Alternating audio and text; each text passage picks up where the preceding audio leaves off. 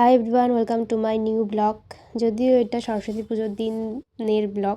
তো আমি অঞ্জলি দেওয়ার পর প্রসাদ আর কি খাবার দাবার খেয়ে বেরিয়ে পড়েছিলাম আমি আর আমার ফ্রেন্ড ঘুরতে।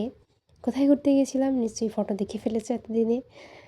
তো ওখানে যাওয়ার আমার এত পরিমাণ ইচ্ছা ছিল, আমি কয়েকবার গিয়েছি, বাট যাওয়ার পর না আমি ফটো তুলতে পেরেছি, কারণ ওটা বন্ধ হয়ে যায়। ঠিক আছে, এটা সকাল থেকে দুপুর পর্যন্ত খোলা থাকে, তারপর ওটা বন্ধ হয়ে যায়। তো যারা ভাবো যে আমি রোদের মধ্যে ফটো তুলতে পারবো না বা রোদের মধ্যে যাব না, তারা বেকার ওই বিকালবেলা গিয়ে কোনো লাভ নেই, কারণ ওটা বন্ধ হয়ে যায় দুটোর পরে।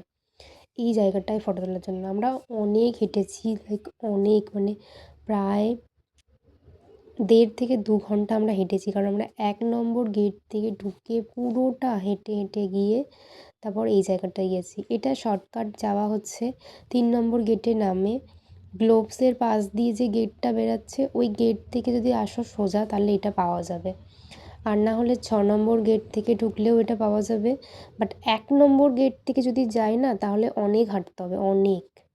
তো আমরা দুজন হেঁটেছিলাম, তার মাঝেও জুতোও ছিঁড়ে গেছে, সেটাকে তো ফেভিকুইক দিয়ে আটকেছে দেখলেই। তারপরে আমরা এখানে কিছুক্ষণ ছিলাম, ভিডিও ফটো মন ভরে একদম করেছি। ভিডিও সেরকম করিনি, আমরা ফটোই বেশি তুলেছিলাম।